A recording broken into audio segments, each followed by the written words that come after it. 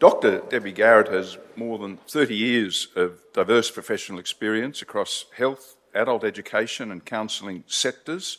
She's a spokesperson for the Mothers of Sons organisation, integral to this whole function today.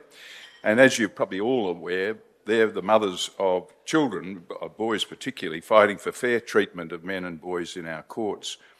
It was Deby's unfortunate experience that her son was falsely accused of sexual assault against a minor, and she's going to talk to you about her personal experiences and those of her son, and she's going to focus on the immediate and lifelong impacts of false allegations such as those that her son had to deal with, both for the accused person and their families.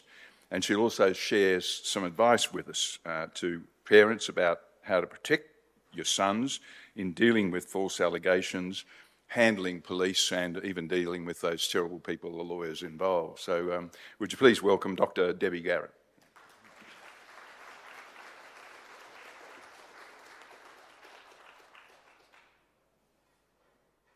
I haven't had occasion to be introduced as doctor very often, as you'll discover. Since I did my PhD, I've not done a lot of work as a result of what has occurred in our family. So today I'm going to talk to you about the story of our son Lucas. The words will do very little to convey to you the trauma that his story has caused for all of us. So I want to give you perhaps a little context that may help you understand the depth and intensity of this experience. 18 years ago, we buried Lucas's older brother Bobby 12 days after his 17th birthday and after a 9-month battle with cancer.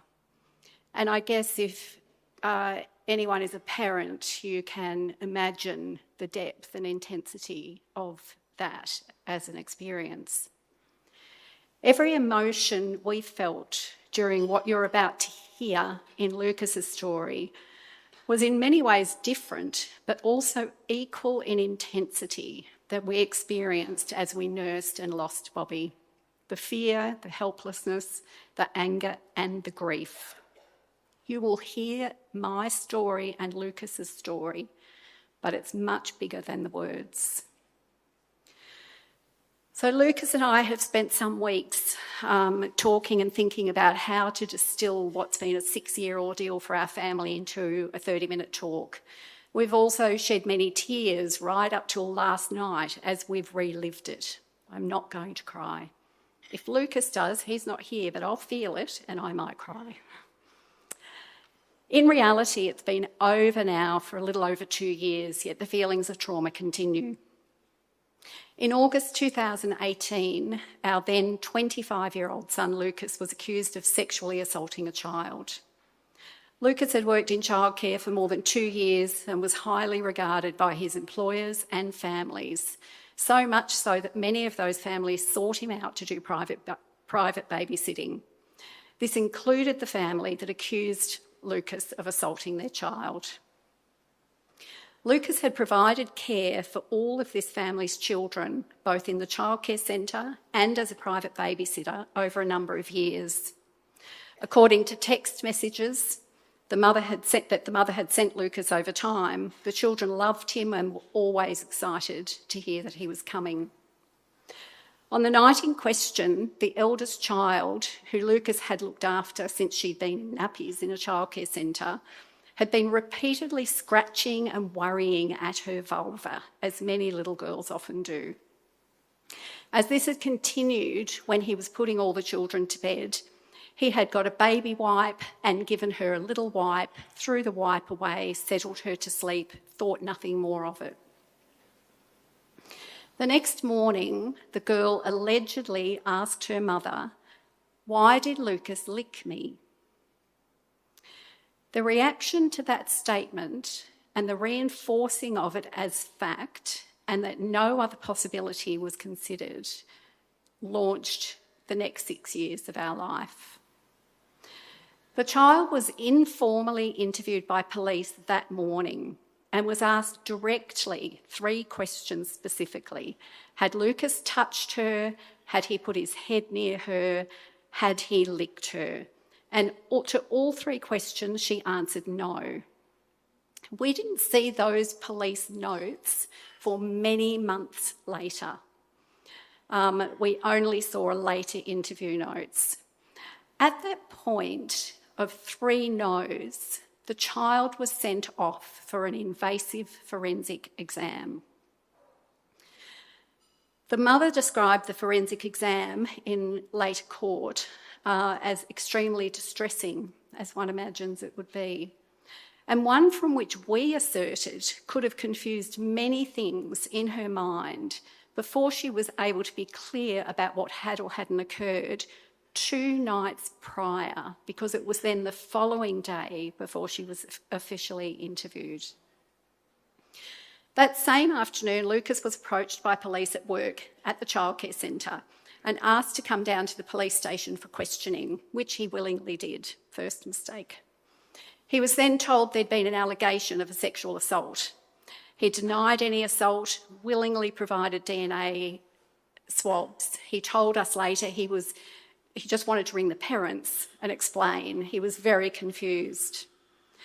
The police drove him back to work at the childcare centre and told him that nothing may come of the allegations and to carry on his life as usual. He heard nothing at all for 6 months. During that 6 months, we almost thought it would go away, that the parents had realised it was a mistake and that life would go on. Lucas continued his work in childcare with the full knowledge of the police, his employer, and many of the parents who came to hear about the allegation and who did not believe he could have perpetrated against any child. During the official interview of the girl, which was 48 hours after, another 24 hours after her forensic exam, her replies to questions were muted, vague, very directed. She was not asked the same direct questions she was asked in the informal interview. And the story seemed to have grown substantially since the forensic exam. She talked about being asleep, being awake, having her eyes open, sneaking around, hearing things, not hearing things, and she also said how much she liked Lucas. 6 months passed, and in February 2019, Lucas was formally charged with 6 counts of sexual assault. Once the charges were laid, the media had a field day. His name and face were plastered all over the front pages of the newspapers. Threats of the most abusive kind and vile kind were posted on social media, both toward him and toward us. He was scared to leave the house. The media accessed his Facebook page, maybe these posts were public, and put posts such as the worst kind, a picture of him when he was at a St Vincent de Paul shop and he and his friends were trying on different clothes for a fancy dress party, those kinds of things that went on the front page of the newspaper. We contacted a solicitor we knew who'd been a long-standing family friend, we thought, who recommended that Lucas was eligible for legal aid. I was very preoccupied at the time with nursing my dying father-in-law and running between giving morphine injections and having legal appointments, and my attention was not as fully focused as it needed to be for Lucas. And we agreed that legal aid would be a good solution for him. The barrister we were connected to assured us that Lucas was unlikely to be convicted based on any lack of evidence, including any lack of DNA. So the DNA had come back that there was not Lucas's DNA on the child. There was on her pyjamas and, other places where you would expect people's DNA to be if they've been in contact with someone.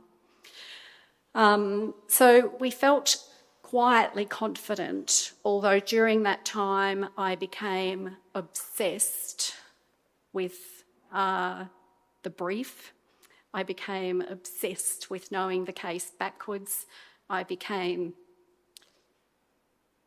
obsessed with saving the life of this child.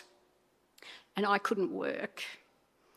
The assurance the barrister gave us changed dramatically 6 months later when we travelled to Melbourne for what we were told was just a routine hearing that simply required his attendance. So my husband and I accompanied him.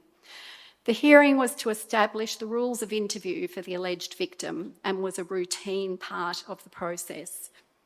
At the end of the first day, the judge asked our barrister if there was any chance of getting a guilty plea before the end of the day, so that the girl wouldn't have to endure the questioning the next day. And our barrister said, "Of course, Judge, maybe I'll talk to my client." Well, we were just absolutely stunned. It had never been something that had been discussed or considered.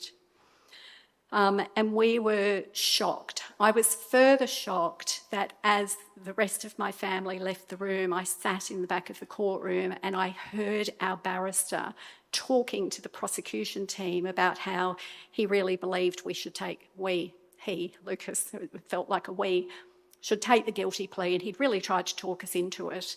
And they talked about the extreme sentence they were going to try and get for him. Lucas was then told, and we were told by our own barrister, that he was unlikely to be acquitted after 6 months more of telling us this was not going to even probably get to trial. That juries rarely acquit in these cases. That the current political climate wasn't very good for him. And that given that the judge had suggested a plea, it doesn't look good. He was told he could spend upwards of 15 years in prison if found guilty, then life as a registered sex offender, but that this could be reduced to a few years and he could be out by the time he was 30 if he took a plea.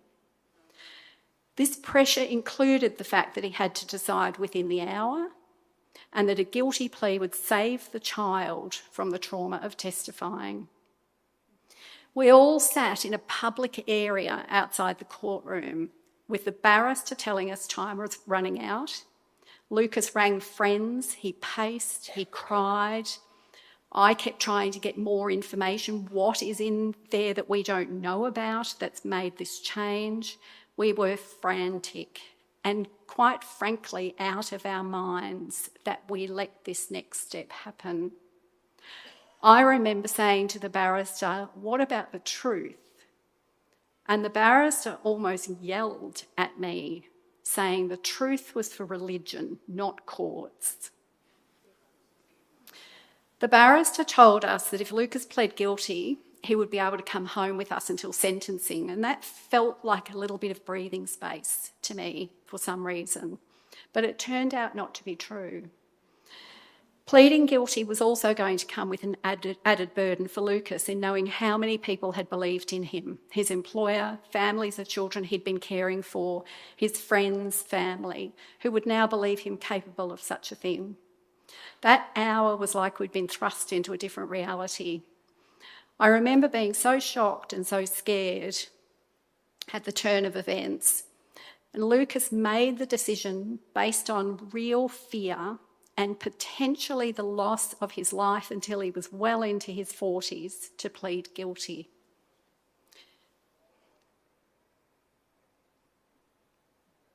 He was then immediately taken into custody. We had no idea where he was for several days. It was 10 days before we could see him in a 10-hour round trip by car, the first of many. That first night we went home without him, I knew he and we had made a terrible mistake, and I couldn't work out how we had let it happen. I began researching lawyers. On our first visit to him in prison, he talked about the barrister telling him that he would have to get a good report from a psychologist in order to get the reduced sentence the barrister had promised. As part of that report, Lucas was told he would have to both admit and explain his guilt, and explain why he had committed the assault. Now, Lucas knows I have worked with offenders before, I've worked with victims before in my practice, and he said to me, "Mum, why does someone do this? What am I going to say? Because if I can't think of a why, they're going to not give me a good report." I couldn't help him make up a lie about why he did something, and I didn't do it, and I couldn't do that. I told him we would fix this, we would get better legal advice, and we would get him home. I had no idea if such a thing was even possible. After finding and engaging what turned out to be a committed and caring legal team who really believed in Lucas, it took 7 months of him being in prison to get a hearing to have his plea reversed, something we were told happens in less than 10% of cases. At our first 3-hour meeting with the new lawyer, he knew everything about the case from the brief I'd sent him, whereas I'd always been hand-feeding the previous barrister, and it was like he had never read the brief. While the judge at the plea reversal hearing did not directly say that anyone had acted unprofessionally or unethically, he did agree that Lucas's decision to plead guilty that day was not made freely and allowed the plea reversal. The judge was also horrified at the media that had been out there and asked our solicitors why there hadn't been a media suppression order. Our previous barrister said they couldn't apply for one, it wouldn't happen. This judge ordered a media suppression order. However, it was already too late to avoid the very damning and destructive media already there. After that, we had 2 years of waiting for a trial, 2 years of last-minute cancellations, of attempts by the family to have the trial moved to another town, COVID issues, because of course this brought us into the COVID era where some of my obsessiveness turned to speaking out against mandates, and which got me into a whole host of different trouble then. But it was 2 years during which Lucas couldn't make any meaningful progress in his life, and 2 years of living really in fear. I used to take him to the supermarket with me because I was also quite scared. I'm quite fearful, which is why you have to have courage. I would take him to the supermarket with me and I would hold his hand, and he's like this tall. I'd say, "Don't look at anyone, Lucas. They have probably never even seen the newspaper. If you see someone look at you, it doesn't mean they know. Hold your head up. Everything's okay. We're going to do all this together." I would get home and I'd say, "See, it was all good." And then I'd be in a fetal position on the bedroom floor, crying. The effort to get him through it. During the 4-day trial, it was revealed that there had been no DNA evidence implicating Lucas, which would not, in the judge's decision, have been possible if this thing had occurred. There was also no physical evidence of any kind on the child. And the parents, it turned out, had not been told that the child had denied anything had happened to her in her first interview.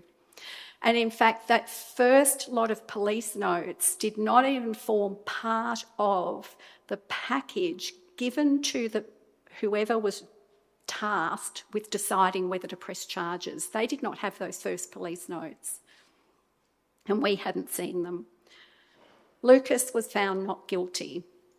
In her decision, the judge said that she did not accept that there was any sexual touching, and that this was the misinterpretation by a sleepy child of a hygienic procedure, a single wipe with a baby wipe, carried out in good faith. The child's misinterpretations were further reinforced by the actions and reactions of those around her. For me, the fact that one of those reactions was to subject her to an invasive, intimate exam after she denied anything had happened was abusive. The facts, while shocking, are very cut and dried. They're anything but. This was life-changing for all of us. Taking the guilty plea was both a terrible mistake and the greatest blessing. It was a mistake for the trauma of his 7 months in prison. 7 months in prison changes someone. It changed us. It changed my husband, for whom I greatly feared, as he had already lost one son. It was a blessing for our realisation in retrospect that he may well have been convicted. He likely would have been convicted of this crime if we had kept that barrister to represent him. The whole process cost us in excess of $120,000, money that can never be recouped, and this was cheap compared to what I have heard others have had to pay. Lucas and my husband had to attend the trial without me because I was unvaccinated and not allowed in the courtroom. This was a huge burden for all of us.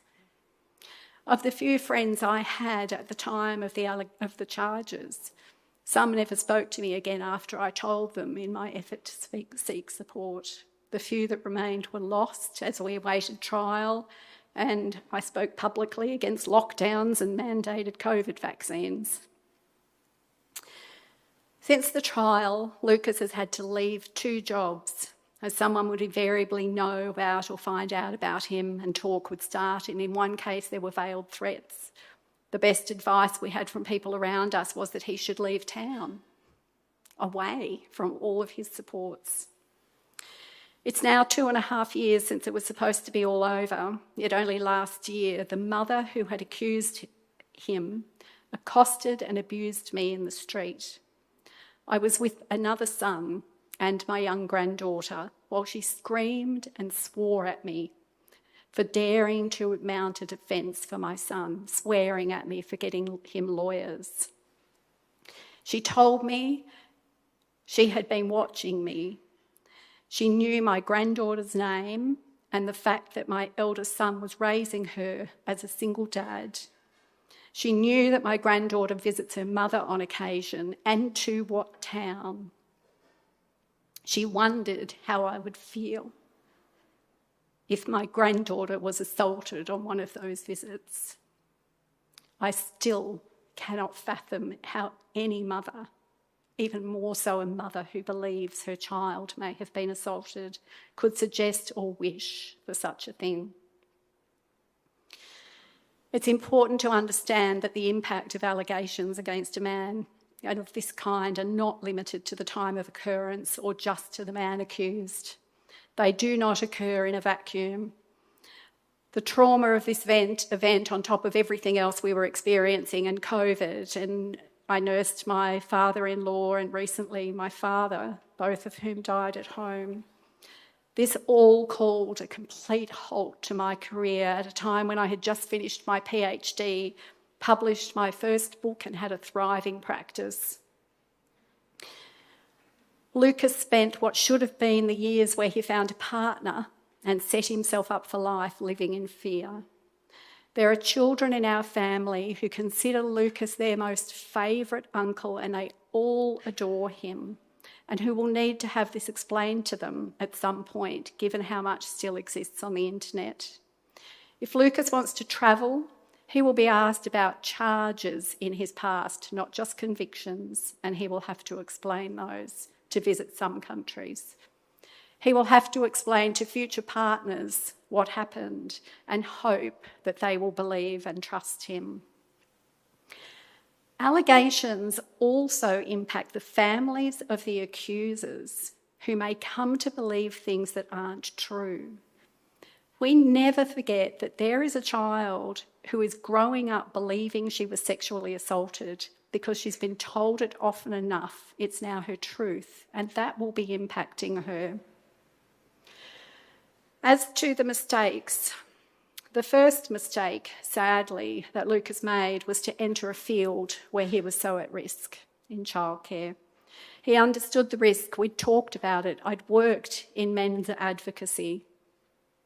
In his naivety, he truly believed if he did nothing wrong, he could never have a problem. The second mistake was to talk to police without a lawyer. Again, we raised kids with the, mantra, I guess, the person in the uniform is the good guy. And it was pre-COVID. I didn't actually really get how corrupt the world was at that time. He didn't think twice about going with the police or talking to them. Didn't think twice about giving a DNA sample. Third, and I took responsibility for so many of these mistakes because I took responsibility for trying to fix it all.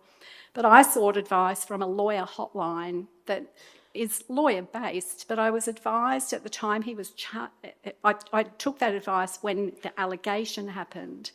They told me that until he was charged, there was nothing a lawyer would be able to do.